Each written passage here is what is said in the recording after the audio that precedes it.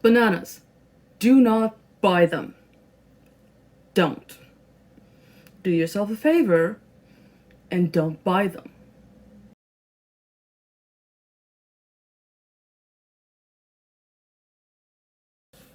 This week's video concerns food and food storage. It's going to be part of a short series which I will place in a playlist for anyone who wants some tips on cleaning with neurodivergence, because a lot of like neurotypical stuff in there that we shouldn't really use. As usual, just not all tips will work for everyone. Hopefully everyone will find something useful in my video. So as I was saying at the start of the video, if you can avoid ever having bananas in your home, it's a good idea. They are the main reason fruit flies exist, and forgetting bananas is absolutely unforgiving no matter what. Like, you forget bananas on the top shelf, you are screwed. So unless you legit know that you're eating that banana within like 2 hours of buying it, you know what, I'm going to go home and I'm going to be eating that banana as a snack like right away. Just don't do it, for your own sake. I specifically want to make this video about cleaning and organizing with ADHD and neurodivergence in mind, because a lot of those tips and tricks that neurotypicals have no problem with don't really work with us. They just don't. And there's no reason to follow the neurotypical way if we are not neurotypical, which we're not. So let's start right off with, I think it's my favorite, or at least the most impactful trick in my video, which is do not use the fruit and vegetable drawers for fruits and vegetables. That's where they go to die. I know you know. So what goes in there? Condiments, sauces, sodas, cans of all kinds, water bottles if you have any, anything that will not die within a week. It's easy to go looking for the ketchup bottle if you need the ketchup bottle. It's no big deal.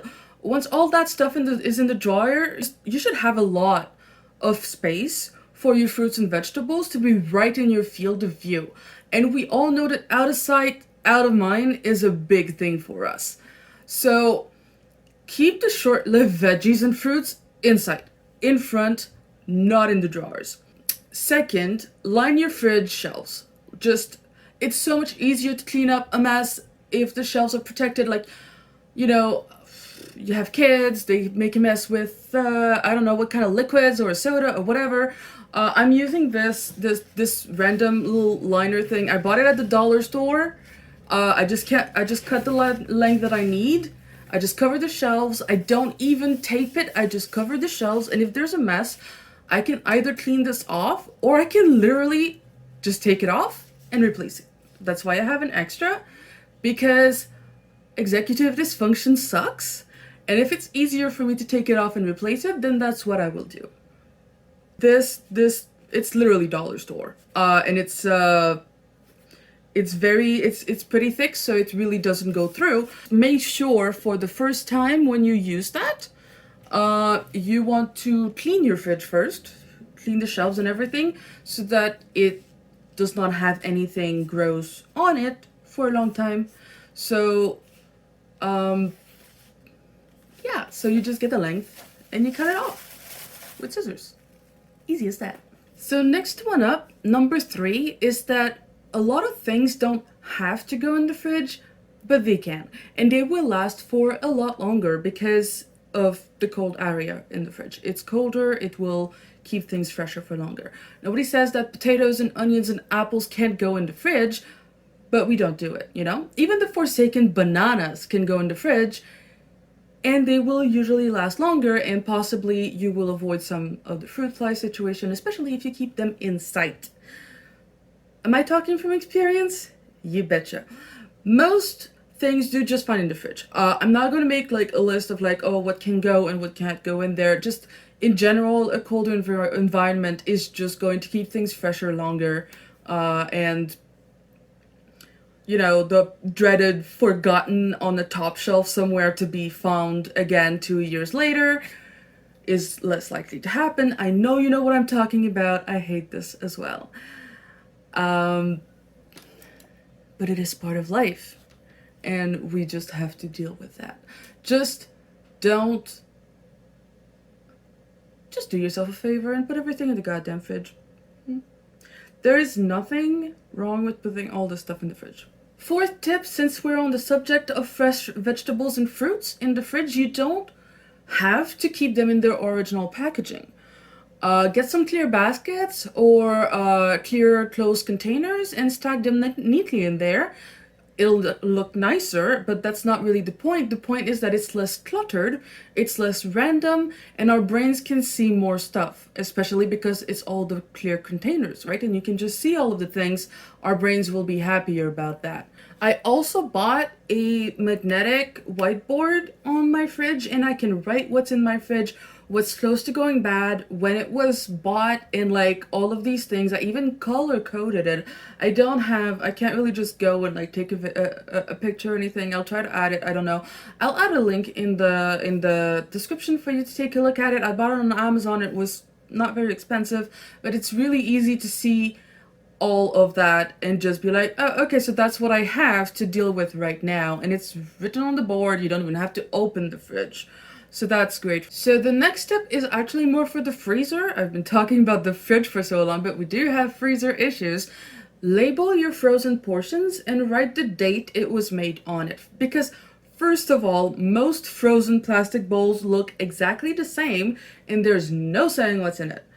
I just pick up a bowl and I'm like, it could be 25 different recipes. I have no clue.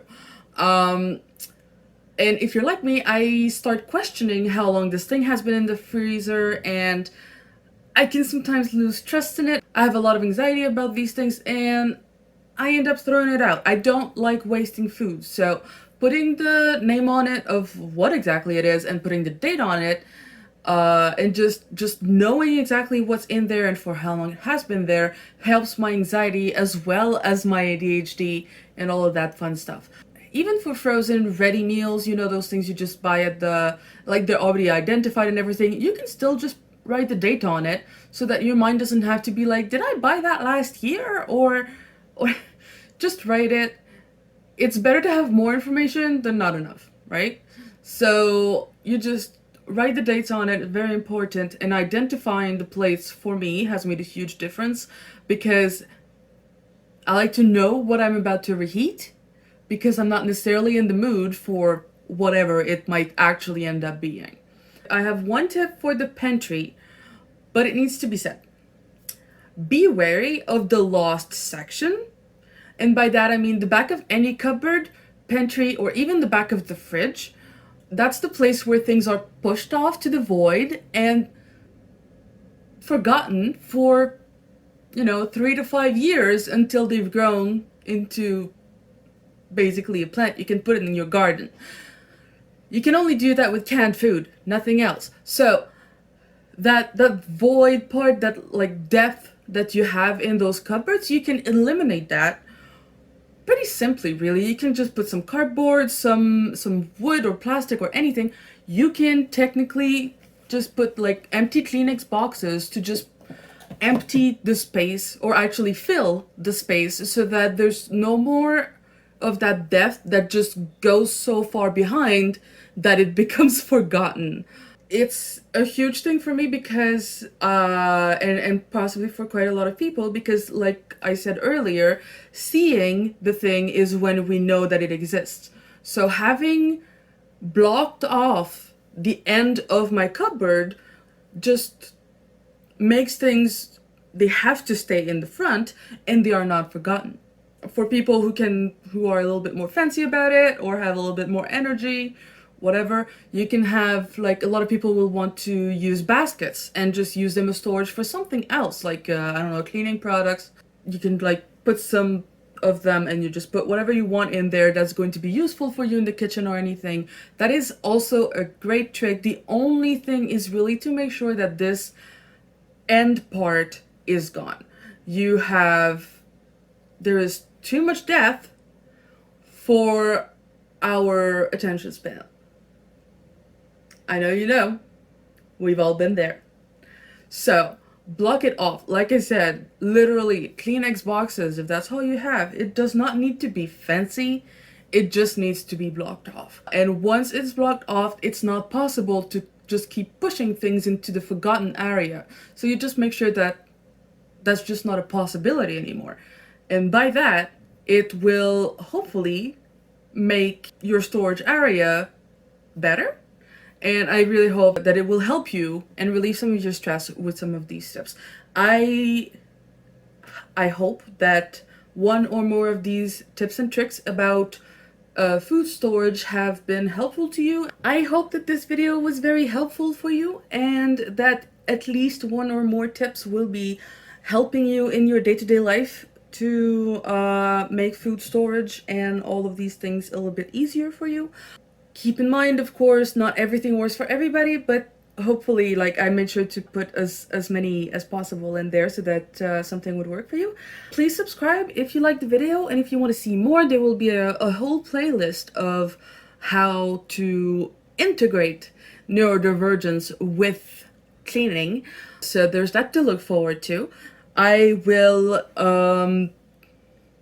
encourage you to put in the comments any tips and tricks you have about food cleaning, food organization, and all of these things. I love to hear more about these things. So give me a comment, give me a subscribe, and see you next week. Love you guys. Have a good weekend.